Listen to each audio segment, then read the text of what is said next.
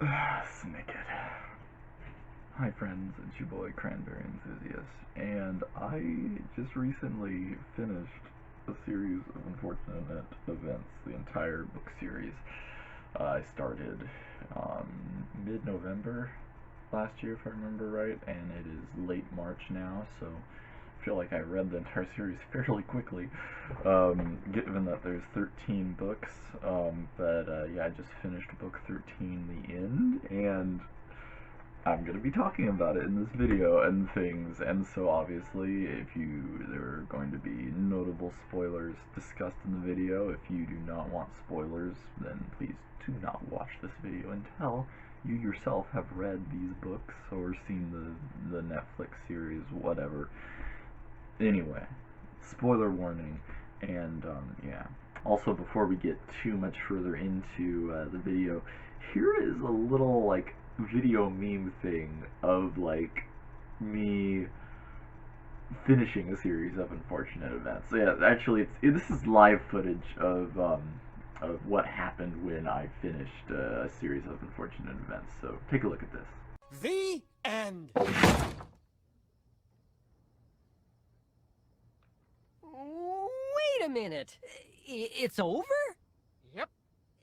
That's how it ends? Yep. But what did The Baudelaires. learn? The question, my friends, is not what did The Baudelaires. learn. You're asking all the wrong questions. So yeah, and more will be explained later, but let's get into the rest of this video, okay?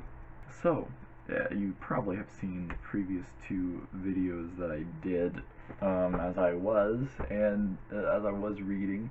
Now I finished it, so I can I can kind of go over everything. So, all right, are we ready?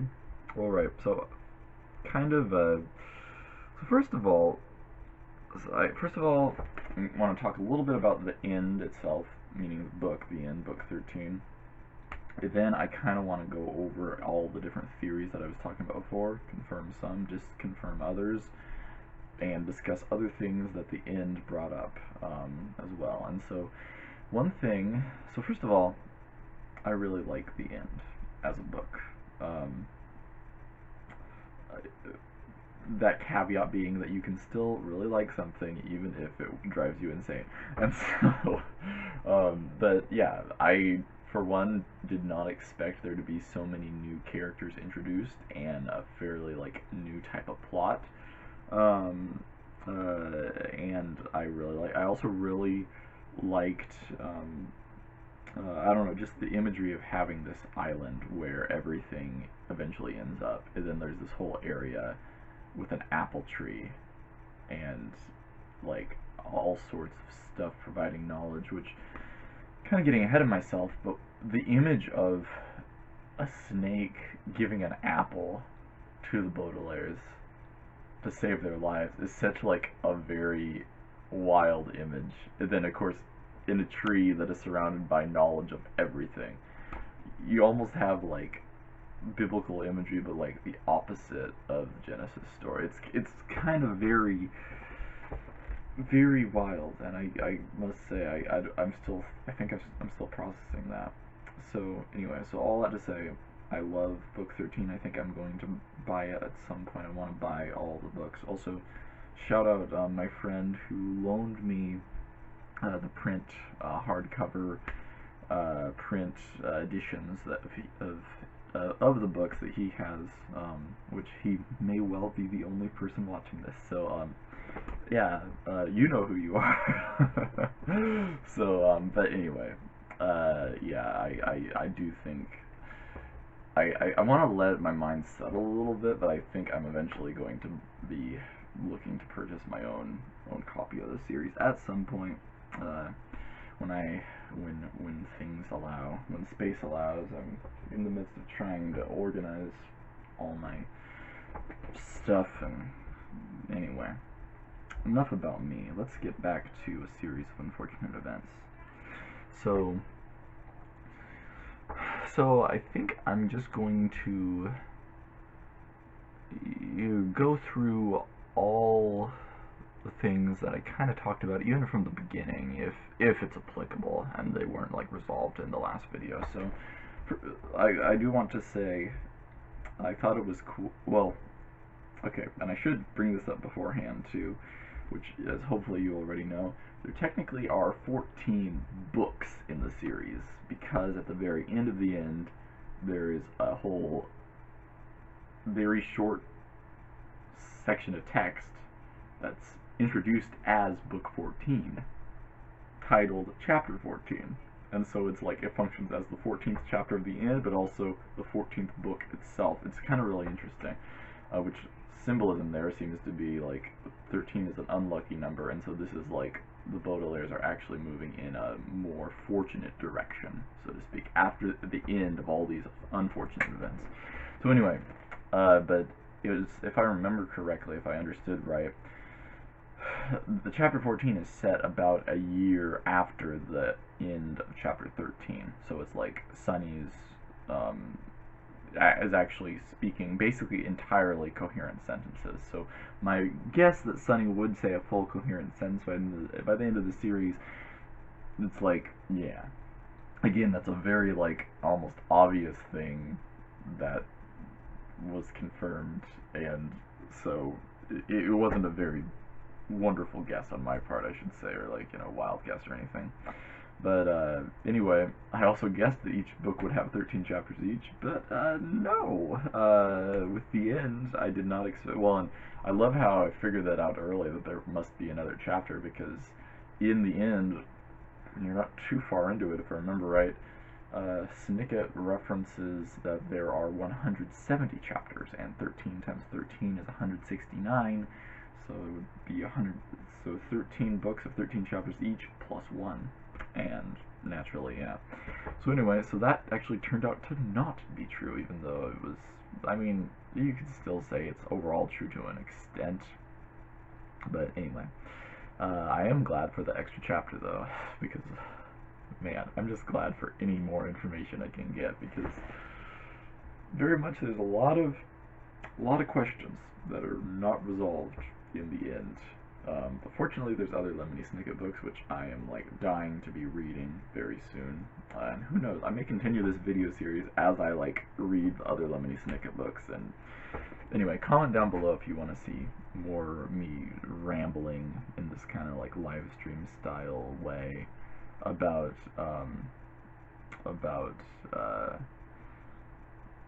I'm losing my train of thought, about books and series and Lemony Snicket, so to speak. So anyway, let's continue here. So now, a theory I had fairly early on was that Olaf was responsible for the fire that killed the Baudelaire's parents. Again, it's still not 100% confirmed, but it becomes clear that the Baudelaires think that. And I don't know. It's like, I still think so too, but I also realize that, yeah, there's a possibility that maybe not. So there's one mystery that is not 100% confirmed. Same for the Quagmire fire. So I also didn't really learn, aside from the fact that the Baudelaire parents were involved with the VFD, it's not confirmed that they were involved in the death of Olaf's parents. So I was expecting that to be kind of addressed more or something in the end, but unless I really missed it, I didn't. Yeah, fortunately, it seems like the Quagmire's diamond fortune, well, yeah, Olaf is not going to get it, which we will talk about that in a little bit more too. Still don't know if Olaf is the guy who married Beatrice. Speaking of Beatrice, if you know, you know. And so, but more than not, I'm kind of thinking that not, or that maybe, well, I don't know. Again, so many questions. And unfortunately, in the end, Lemony Snicket, as far as I know, does not appear in person. I still wonder if in Peril, when it's an unnamed taxi cab driver who appears, if if that mysterious taxi cab driver is Lemony Snicket. Might be, might not be. So I hope it is, because I would really like him to appear in some point of the story, even if he's not named. But yeah. Anyway, so I had this completely off the wall theory that I really didn't think was true, and that Beatrice wasn't actually dead, and she and Snicket would get together and end up adopting the Baudelaires at the end of it. No, Beatrice is dead, essentially. And when you learn that Beatrice is Beatrice Baudelaire, the Baudelaire orphan's mother, that flies everything before, because Lemony Snicket is not their father. Bertrand Baudelaire is their father. Learned his name, Bertrand Baudelaire, being I think in Peril. I think that's when their father's first name is referenced. But yeah, it's not confirmed until at the very end of chapter 14 that Beatrice is the Baudelaire's mother. And so we have Lemony Snicket, who is like apparently had some sort of romantic relationship with the Baudelaire's mother, but I would imagine that it would be something that like before that she and their father were married and stuff, because it almost, I don't know, which is really interesting. Now of course we're talking about Beatrice, but it's really interesting that, okay, aside from maybe he's still involved with VFD in some way, Lemony Snicket is chronicling the details of his former, like, girlfriend or love interests, her children, and so it's like, that's a really interesting, like, premise, just by itself. Anyway, so, yeah, but as far as we know, yeah, Beatrice is dead, so yeah, but not Beatrice, Kit Snicket's daughter, who's also born in what's it called, in the end. And then, so, I was divided on whether or not Olaf will ever face justice, and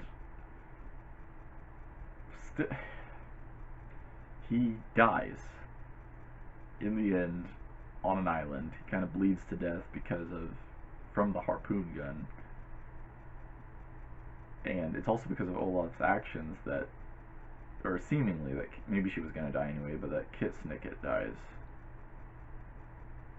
And then, because releasing the medusoid mycelium, the fungus thing, and so anyway, so I mean, he's dead, so at least he's not like getting the Baudelaire fortune and committing all sorts of crimes, but at the same time it's like, well, that's just kind of the end of the Olaf saga. Oh, and yeah, I was wondering if Olaf will have a redemption arc. He does have this kind of moment before he dies, where it's kind of hinted at that Kit Snicket and Count Olaf were like potentially going to be a couple at some point, which is kind of like wild to think about, because it's like he does actually like help her a tiny bit, but then he like quotes somebody, if I remember right. It says some sort of literary quote, but then he just dies, and it's, yeah. Anyway, another theory I'd been working on, thinking about, is like with Mr. Poe, like what's his deal? Is he really just as he seems? I am kind of thinking so. I don't really think Mr. Poe's involved with VFD. I don't even know if he's aware of VFD. I don't even know. He just, anyway. In a weird way, he reminds me like if Winnie the Pooh was a banker. Nice and friendly, and when he sees things, he understands things right. He does the right thing, but he kind of can be oblivious a lot of the time or misunderstand. And so, anyway, That's still the same from when I was talking about last episode of this video series, or video series of unfortunate events. Yeah, and I'm like, yeah, Lemony Snicket is not Olaf. I know that for sure now. I kind of didn't really think so, but I was like, this could go anywhere, so I'm just gonna think up any theories that might be possible. And then, yeah, it's kind of confirmed again that VFD stands primarily for Volunteer Fire Department. To go over that mystery, it's still unclear exactly what the VFD schism was specifically about, although it was probably multifaceted, right? I always say multifaceted, like a water faucet, but I'm pretty sure the word is faceted when you're saying multifaceted. Like multifaceted, lots of water faucets pouring in the mystery. So there's a split between, and thinking about the schism that happens on the island, where it's like some people want to follow Ishmael and other people don't, it probably would be something similar to that. So I might be making a bigger deal about the details of the VFD schism than need be. It may have been just something as simple as, a bunch of people started getting hungry for power and using their skills for evil, and others weren't, and so it just kind of happened that way, as opposed to this really dramatic, life-changing thing. Maybe, I don't know. Still have no idea what the secret of the sugar bowl is. Still didn't learn anything more from the Snicket files. Now, the mysterious submarine scene in Grotto, we learned that that's one of Kit Snicket's brothers, so Lemony or Jacques, called it the Great Unknown. And I'm not even convinced anymore that it's a submarine. I'm wondering if it's like a giant sea creature that's in a question mark shape, or like some sort of like paranormal entity, or like, because then of course Kit Snicket talks about how like the Quagmires and Captain Wittershins and his stepchildren, they like go into it, or they somehow they find it, or they encounter it, and only Kit Snicket and the Incredibly Deadly Viper, who, can I just say, shout out to the Incredibly Deadly Viper for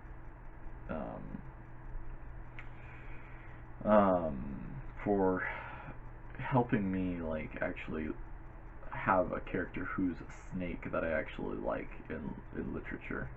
So it's like I was really happy when he appeared on screen, and I guess kind of confirmed that his name is Ink.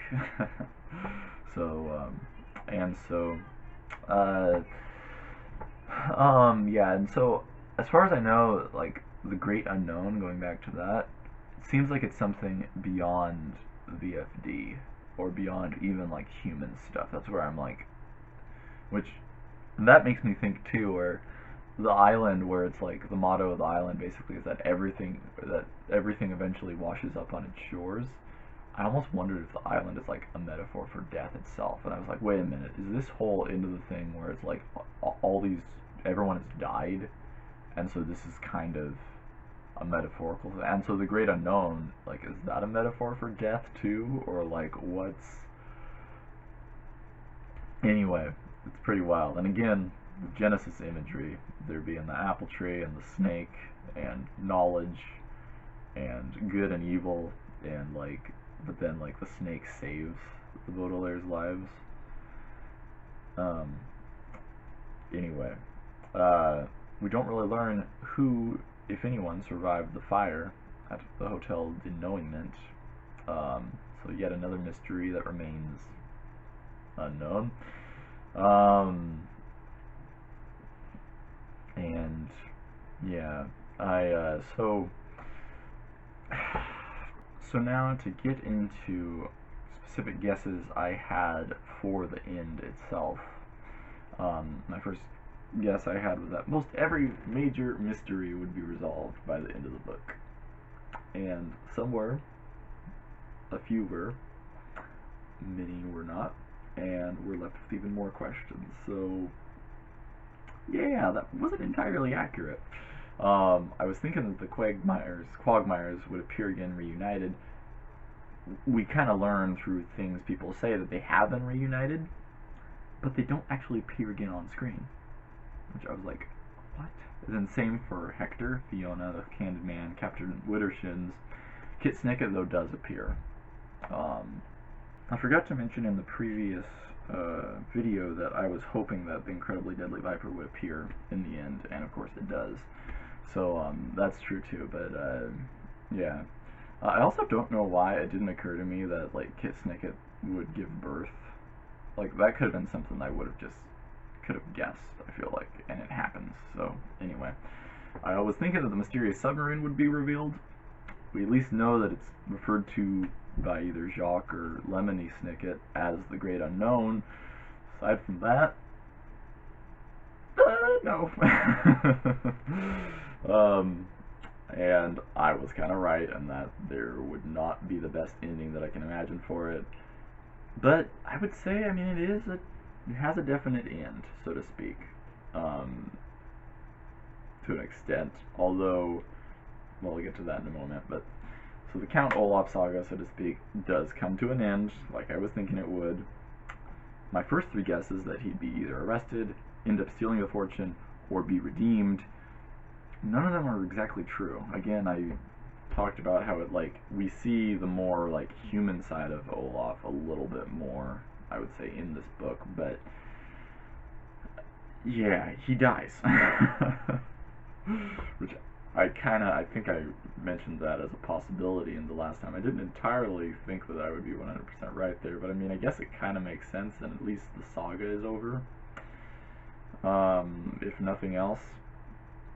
So, but still, it's kind of a really weird feeling, where it's like, well, anyway.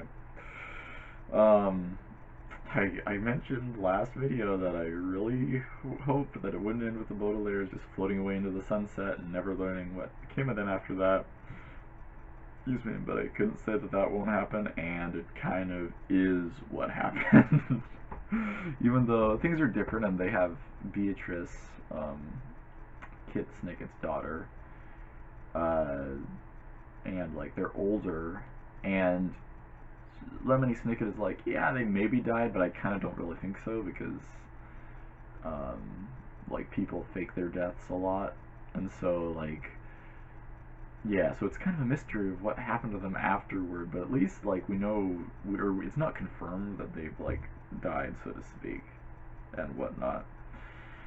And yeah, so it's at least, I don't know, it's not the worst thing, not the worst ending I could have thought of, but it also isn't the best either. I didn't cry, I'll say that.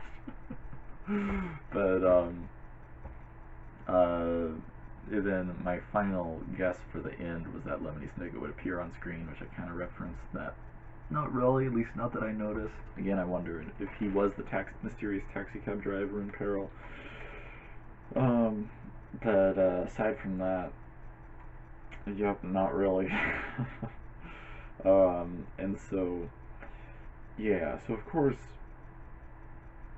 left with a lot of questions. Mainly, the main ones that I'm thinking about are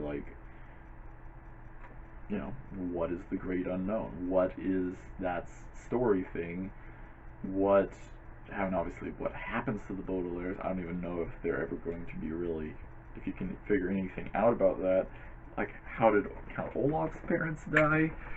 What happened to the people at the Hotel de Noament? What happened to Ishmael and the Islanders?